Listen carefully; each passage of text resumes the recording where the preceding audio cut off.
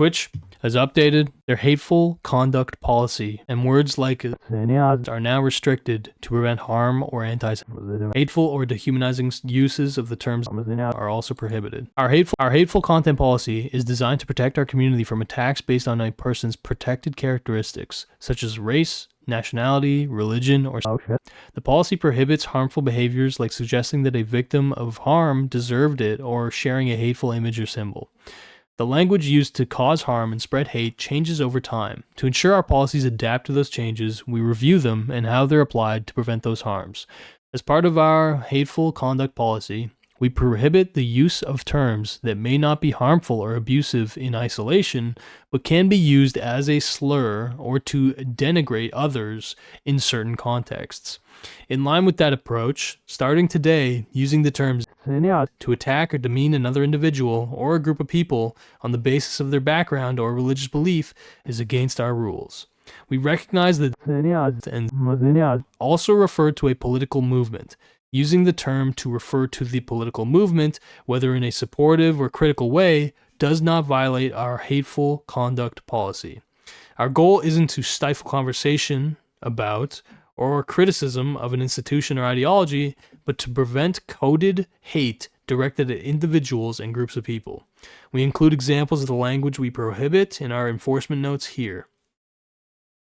We want to make sure that our hateful conduct policy continues to be flexible and cover terms that may be used to cause harm to others. We'll continue to evaluate our policies to ensure that they're protecting our community effectively.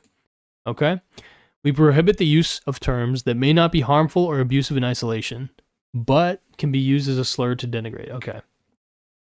Prohibited example. Insert name of animal. Okay. Allowed example.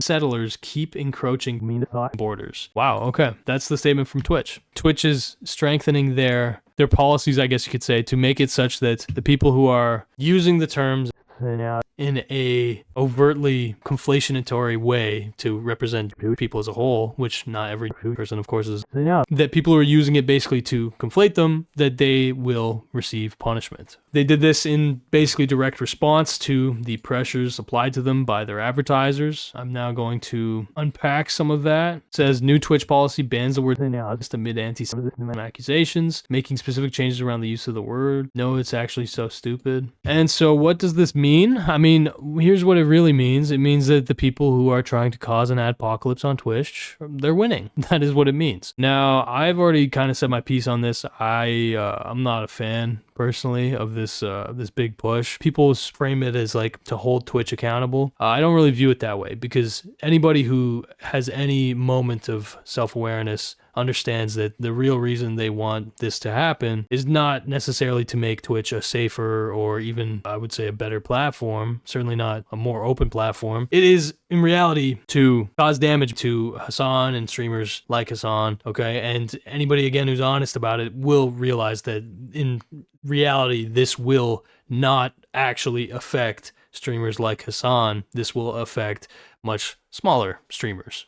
Innocents, some might say. And so we are seeing the direct negative effects of this ad boycott right now in the form of rapidly and massively declining revenues of Twitch streamers. I'll show you some of these effects. Top Twitch creators such as Lacey, Stable Ronaldo, Iris Irai, 129, Yusufin, Kaisan, and many others say they are seeing significant drops in ad revenue this month.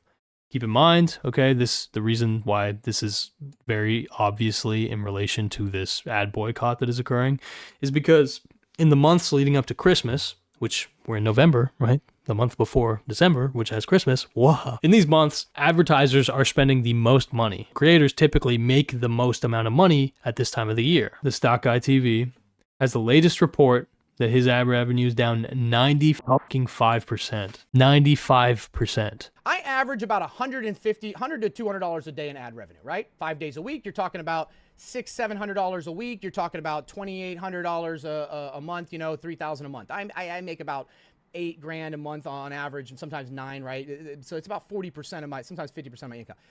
I'm averaging $15 in ad revenue. I'm disabling ads. I can't disable all of them. Nobody can. They automatically run. But I'm just going to stop fucking anything I have because I don't know what's going on. I don't know what's going on. I have no idea. I don't pay attention to the shit on my platform. There it is. That's the direct effect of this campaign that is occurring. Do you think Hassan gives a single in reality that his ad revenue is going down? No, he has a fucking contract with Amazon directly. He has subscribers, a massive amount of them. He has his YouTube audience. He gets views on his YouTube videos. If he got banned off Twitch, guess where he would go? Directly onto YouTube. The same way that Destiny did. This, to me, obviously exposes the kind of farce that is this movement, in my humble fucking opinion. Because, yeah, the vast majority of Twitch streamers, guess what? They're fucking borderline apolitical gamers. They're doing their own fucking thing. And they're just getting nuked, effectively. So Nick Diario says, the Twitch apocalypse is hitting non-political streamers. 80% down in a month. That typically trends upwards. These are Twitch's biggest months of the year. This is Dan, CEO of Twitch Apocalypse. Literally called this last week. What a pathetic bullshit response that can do nothing but increase the hatred of... Step down, Dan Clancy. Nothing stops until you're fucking gone, you incompetent anti... Breaking, allegedly, the big fix being rushed out of Twitch to fix people using the word as a dog whistle for...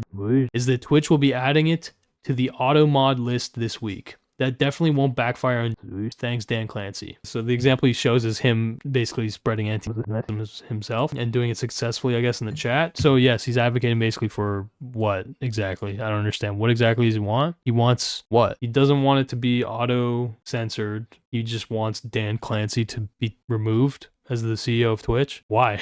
You see this headless little fella? Guess what? Have you seen my Sneeko video? Destiny has a cameo in it.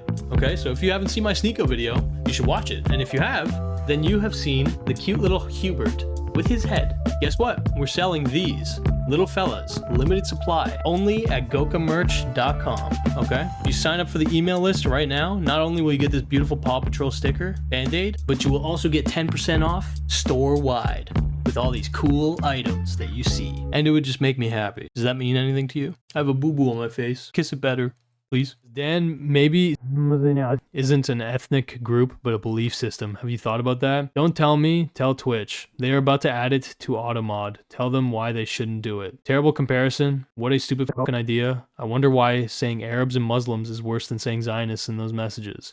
Fucking hell, man. I do respect the drive to keep pushing the agenda, though. Islam is a political and religious movement that aims to establish a Jewish homeland and is rooted in religious attachment to the region. It's not an inherent trait, just like being a Christian isn't, just saying. Yeah, that's facts. Accurate. So yeah, I'm not exactly sure what Dan exactly wants, right? Like, if you're causing an apocalypse, they're going to implement some new policies. They're going to basically censor speech or whatever you want to say in order to put a Band-Aid on the problem that is costing them millions and millions and millions of dollars. That's like how it works historically. So I don't know exactly what Dan is expecting. You were really expecting to get the CEO to step down in such a quick fashion. I think you'd be pretty smooth-brained to think that that would actually change really anything, but I'm of the belief that either all political slurs need to be banned or none of them. Okay, that's funny because even interpreting as a slur is that's brave. But yeah.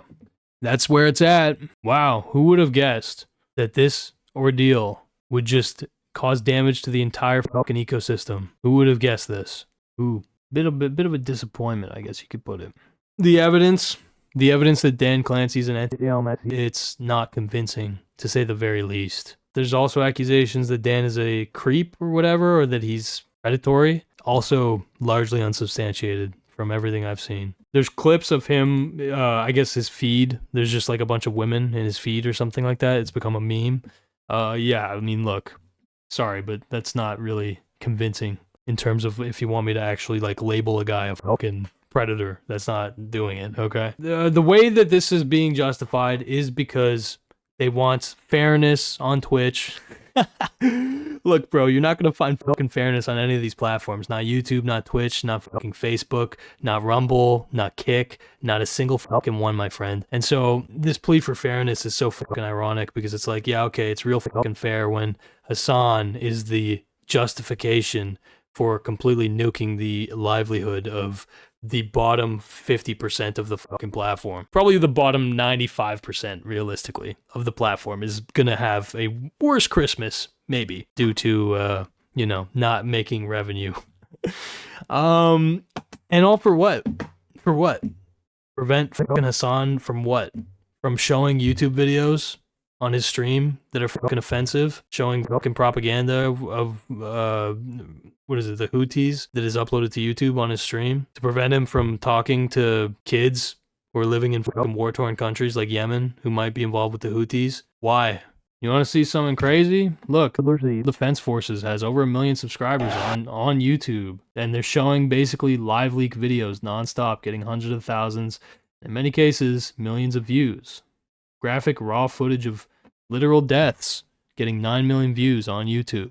Why are they able to do this? Because it's fair. No, that's not why. It's because, of course, it's all about relative fucking power. The IDF has the legitimacy of the government. The Israeli government does have very real amounts of power, especially in the Western world. This is just a fact. Okay, they are an ally. Although the IDF is committing acts of terror in certain regions, they will not be deplatformed or silenced or whatever you would say on these platforms, because if they are, then certain support systems, certain incentive structures will react to that, and it will harm Alphabet, Google Corp's business. And so Twitch is reacting similarly. They clearly have their own opinion or whatever, but they are reacting to the incentive structures of the market. And when they are losing seemingly 80 to 90 to 95% of their ad revenue, yes, they are going to try their very best to adapt and do whatever it takes, basically, to appease the parties who are trying to slash their revenue. And so does this make them evil? Does this make them as a platform evil? Does this make any of them evil? It's like, no, on a lot of levels, it just makes them rational fucking actors. They're acting in their own interest. Okay, why the hell is Twitch so against banning Hassan? Yes, probably. It's honestly, there's a lot of shit that's strange on Twitch. There's a lot of weird behavior on Twitch. There probably is employees who have leftist sympathies. That's probably the case. But also, you have to keep in mind, Twitch has certain market demographics that they aim to appease in general, okay? And so they have successfully kind of cultivated a large demographic of, I guess you could say, lefty adjacent content creators, which have created a market on their fucking platform. Twitch doesn't have the same market or like ecosystem that YouTube does. But of course, the people causing an apocalypse or ad boycott on Twitch, they don't care to think about the potential for retaliation and for the same to happen to YouTube as a platform. They don't care, because they don't actually care about the principle of it all. They care about harming the individuals involved, who will only marginally be harmed, if anything, and if they actually do get banned, will just fucking stream on YouTube. And once again, this whole self-destruct fucking cycle is a whole lot of sound and fury signifying fucking nothing. Is what it is. Is what it is. So, hell. It's just sad. Asman said he would listen to his dad and get better, and then he saw the opportunity to jump on a toxic bandwagon and took it. Yeah, to be honest, I kind of agree. It's a bit strange that Asmongold is doing what he's doing right now. Especially right off the fucking the tails of a 2-week ban that he got for saying some pretty brutal shit, in my opinion. In his opinion as well, for the record. But yeah. Yeah, it is what it is.